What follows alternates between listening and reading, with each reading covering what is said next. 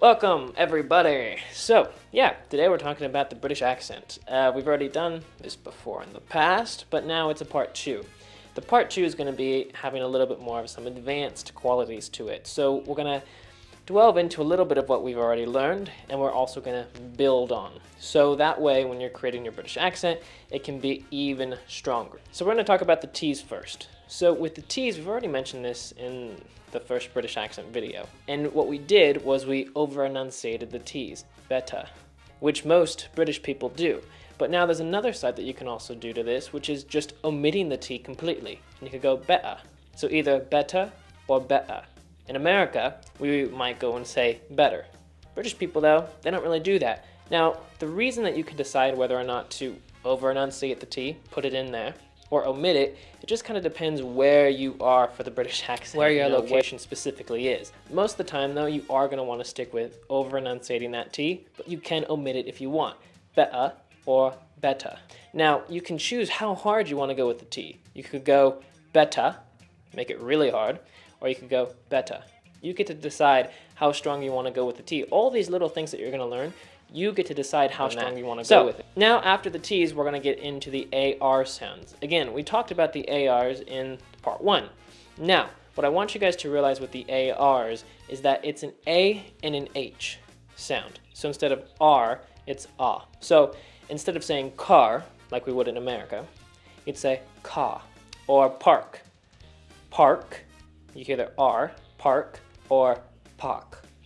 There's that difference in there between the AR sounds and the AH. Okay, this brings us to the next one, which is the ER sounds now. So ERs are kind of similar to ARs, but instead of it being AH as we did for the R sounds, the sounds, ERs, now become UH. So it'll be more of an sound. So AH is ah, UH is okay? So for the word, we'll go with better again. Well, instead of going better, it'd be better. UH for the ER sounds. Better. You better do it. Better. So ERs will now become UHs. So instead of saying concert, it'd be concert. You just change those ERs into UHs, and it makes it so much simpler when you're going. Some people try to complicate all the different things with the British accent, but you don't really have to. If you just understand which sounds change, then it makes it a lot easier to go and start speaking in a British accent. The next sounds that we have are the O sounds. So with the O's, I just want you to think of doing them more, making them bigger. So instead of, say, for example, going not, you'd go not, not. That's not it, not. And you've heard, I also enunciated those T's a little bit more. Not, that's not it. So the O's just become a little bit bigger. And so instead of going not, you go not. You could just think about it being a little O for the regular way that you'd say not.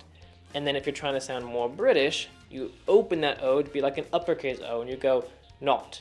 That's not it. Okay, the next one here, we get into the E sounds. So now, these ones are going to maybe be a little bit complicated for you guys at first. When we have the E's, and the E sounds being at the end of a word. So like really, E, that E sound that we hear, really. Party. Those E sounds that you hear, we have to change them to I sounds. So it, as you would hear in the word will. So instead of saying really, it'd be really. So it's hard to hear at first, and I don't know if you guys can hear it right now, but how it will change is it'll change like this. So instead of going really, this is the slow motion version of it, really, you would then go really, really. Now when you go fast enough, the really, you kind of hear it sounds like there's an E there, but really you're just doing the I as in will. So instead of going really, it'd be really. Now the important thing to realize with these sounds though is we do change the E's to I's, but what you don't want to do is you don't want to change a name. So say for example, if someone's name is Tony, you're not going to go Tony. You still respect the name that people have. That's the one thing. So even though we are changing certain sounds, when someone has a certain name, we still respect that name. We don't try to change the sounds. Okay, so now we're getting down to our last 2 points. This one here, forward sound. When it comes to the British accent, usually the sound tends to be a little bit more forward and not as back. Now this depends on certain people. Sometimes you will find in certain areas and certain people the sound will be back. But generally speaking, when it comes to the British accent, it has to be more forward. Now, it also comes down to the musicality that we have. It's a musicality when they're going. It's not just one monotone way of speaking the whole time at all. There's ebbs and flows and valleys. And even in America, sometimes people say we flatline when it comes to how we speak. Sometimes there are some people, who do kind of flatline a little bit. But we do have hills and valleys when we speak, naturally. But if you're British, you have maybe yours are a little bit higher and a little bit lower. So there's still that musicality in there when they speak. Something that will really help you guys is if you guys just watch British shows. Watching British shows and hearing it being spoken in a British accent will really help you guys get it down. Downton Abbey is a great one to listen to. Pride and Prejudice, there is a Colin Firth one. It's a great one to watch just because, the story is interesting, the acting is great, and you're also going to be able to hear the British accent a little bit more. So if you can just find people that have a British accent that maybe you admire or you like, it could be anybody, and just really go and listen to how they're speaking, listen to what they're saying, watch more of their movies, watch their interviews, watch them just speaking. When you hear it a little bit more, the British accent, you tend to learn it a little bit better. Now remember, you guys get to decide how strong you want to go with it or how soft you want to go.